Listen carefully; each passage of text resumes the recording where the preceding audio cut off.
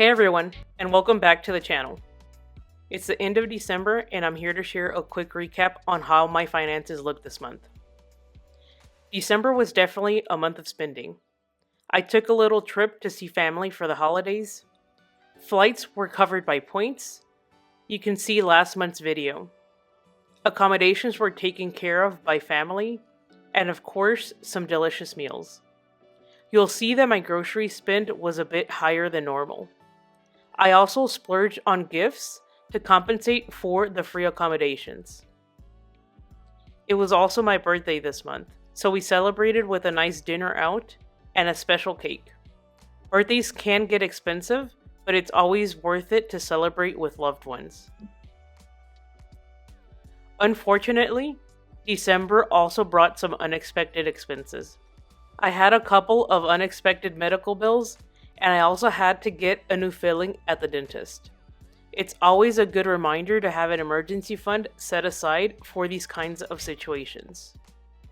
On a more positive note, my crypto investments continue to perform well this month. I'm happy to see my portfolio growing, but I'm also mindful of the risks involved, and I'm investing responsibly. Now let's talk about the impact of all this on my net worth. With the travel expenses and the recent market rally, especially in the crypto market, my net worth has seen some fluctuations. I'll break down the numbers and discuss the factors contributing to these changes. Now let's jump into the spreadsheet. You'll notice that it looks different. I've made a few changes to update it so that it's easier to use on my end, but nothing has really changed.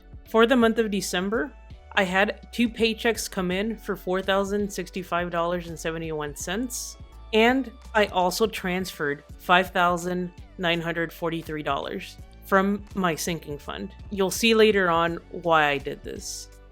But adding all of these up brings the total income coming into my checking account to $14,074.85. In my investments and savings, I had 2 automated investments for $500 each. You'll remember that these have been paused for a while, but I reinstated them earlier in the month. I also invested $814 that I had remaining for the month. My emergency fund, I set aside $1,000 and $500 for tax and insurance. In the fixed payments section, I paid my mortgage for $1,100. My electricity bill was $35, gas was $29, water was $66, internet was $40, and student loans were $200. In the varying categories, in the fun money section, I spent $243, most of it coming from dinner and hanging out. As I mentioned, it was a birthday month, so I had several dinners with different groups of friends. And for subscription, I spent $4.32. This target spend was $500, meaning that I still had $256 left over to spend. In the home expenses category, I spent $6,742. In groceries, I spent $486. This is a lot higher than normal, and it is nearly my target spend. But as I mentioned, for the holidays, I was with family, so I covered some of the grocery expenses. I spent $226 on things for around the house. For most of these, I took advantage of holiday discounts. I spent $85 on my car, and the biggest expense in this category was for insurance, $5,943. Because I have a sinking fund for this, I simply transferred the money over from the sinking fund. This is higher than anticipated. Insurance premiums around where I live have gone up significantly after the hurricane earlier in the summer. I'll need to adjust the amount I am putting into my sinking fund next year. In self-care, I spent $125, $115 on a massage, $10 at the gym. Because I set aside $150 for this category, I still had $24 left to spend. Total spend on medical expenses was $272 and $335 at the dentist. Because I only set aside $100 here, I overspent by $507. but I'll be taking this out of my emergency fund. In the following year, I'll need to update this accordingly too, because over the months, I've been over budget in this category. More to come in a future video.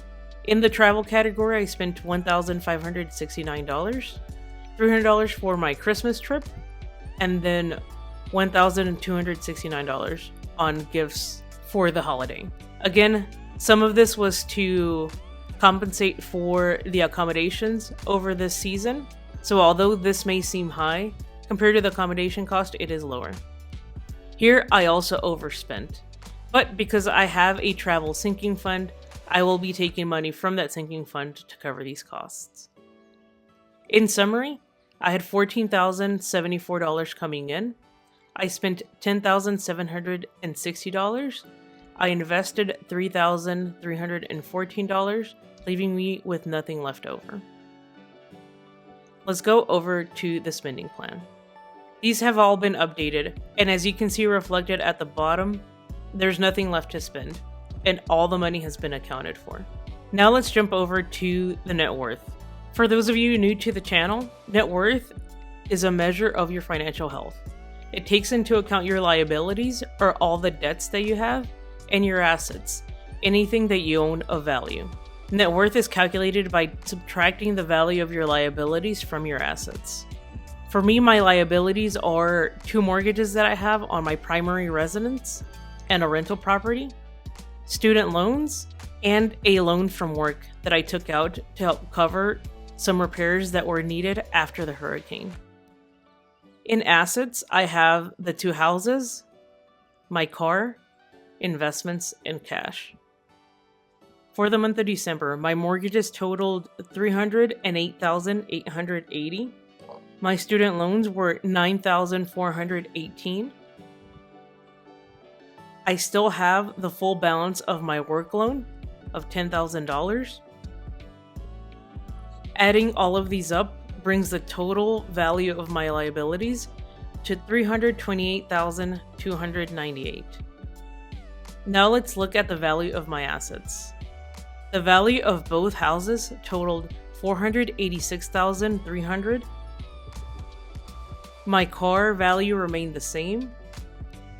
The value of my investments was $643,157. In cash, I have $36,136. Adding all of these up brings the value of my assets to $1,177,000. Now let's look at the net worth.